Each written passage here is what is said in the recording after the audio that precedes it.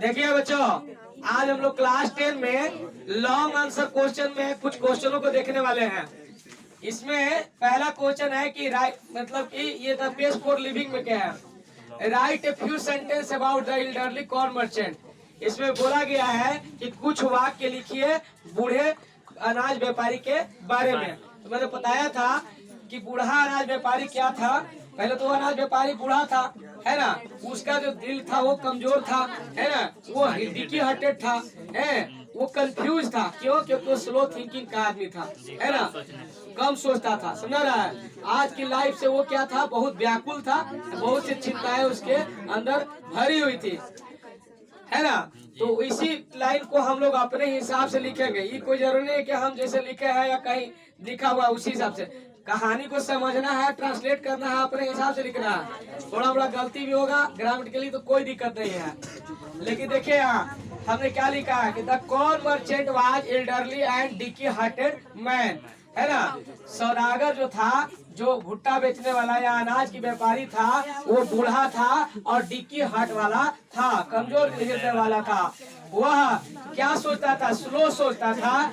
And due to his slow thinking he has many anxieties. उसके कम सोचने के कारण ही उसके अंदर बहुत सी चिंताएं थी। He always cheated by his nephew and wife. वो हमेशा अपने भतीजा और पत्नी के द्वारा ठगा जाता था।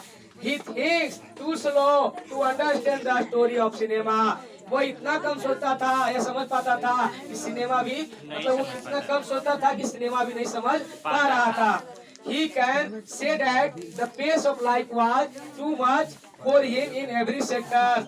हम लोग कह सकते हैं कि लाइफ इतनी गतिशील हो गई है थी उसके लिए किसी भी क्षेत्र में कि वो हर जगह पर उसको दिक्कत हो रहा था। दूसरा क्वेश्चन था कि they tell me there's an aeroplane now that goes at 1000 miles hour. और क्वेश्चन था नाउ दैट्स टू फास्ट। ये बात क्या बताती है मर्चेंट के बारे में, आज के हिसाब से क्या बताती है? ऐसी क्वेश्चन था। क्वेश्चन और थोड़ा बड़ा है। तो इसका आंसर है कि this statement tells us about the inability elderly corn merchant.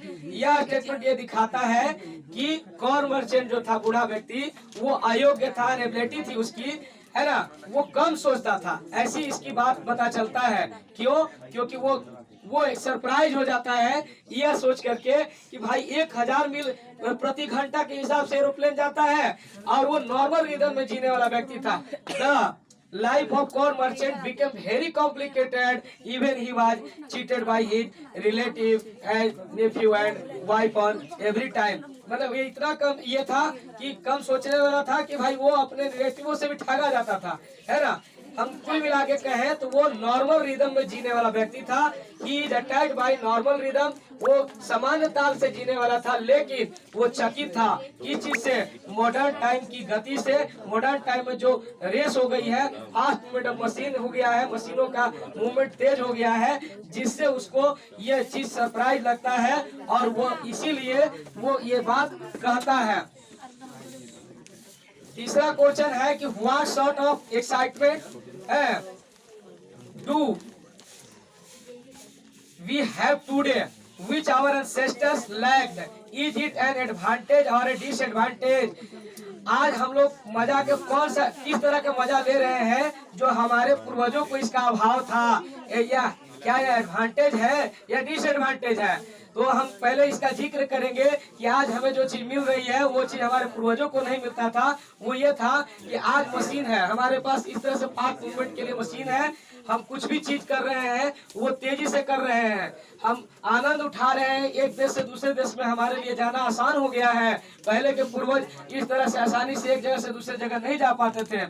आज हम लोग आधुनिक युग में जी रहे हैं। इतने तरह के टेक्निकल चीज है कि हम लोग तरह तरह के मतलब रंगीन सिनेमा में अलग अलग प्रकार के साइट देखते हैं, दृश्य देखते हैं। पहले ऐसा नहीं था। तो वो सब एडवांटेज है। लेकिन डिसएडवांटेज क्या है कि आज जो हम लोग कर रहे हैं या मशीन से जुड़े हुए हैं वो इको फ्रेंडली भी नहीं है और फ्रेंडली भी नहीं है, पर्यावरण के हिसाब से भी सही नहीं है और हमारे लिए भी सही नहीं है। हम अपने रिलेटिवों से दूर होते जा रहे हैं। मतलब जो चीज हम लोगों को आपस में जुड़ाव बना के रखता है, मशीन के कारण हम अपने ही लोग से दूर होते जा रहे हैं। मोबाइल आ गया है, मोबाइल से आदमी दूर से के आदमी से बतिया ले रहा है, वो करीब हो जा रहा है, लेकिन घर का आदमी दूर हो जा रहा है। ये सब डिसएडवांटेज अपने से भी जोड़ के लिख सकते हैं आप। लाइन में क्या लिखा है? The sort of excitement that we can visit by rapid motion such as 1000 mile per hour due to modern vehicle. कहता है कि हम लोग वो मजा ले सकते हैं रैपिड मोशन से 1000 मील पर घंटा के हिसाब से जा सकते हैं। क्यों? क्योंकि आधुनिक वाहन इस प्रकार के हैं। We can dine in our country and one country and lunch another country next day. हम लोग रात्रि का भोजन एक देश में तो दूसरे दिन दोपहर का भोजन दूसरे देश में कर सकते हैं, क्योंकि हमारे पास इस तरह का एरोप्लेन है। हम फास्ट जा सकते हैं जो पूर्वजों को नहीं मिलता था। We can enjoy the colorful cinema, full of pleasure, story and sort of fun due to modern technology। हम लोग रंगीन सिनेमा का आनंद उठा सकते हैं, कहानी समझ सकते हैं।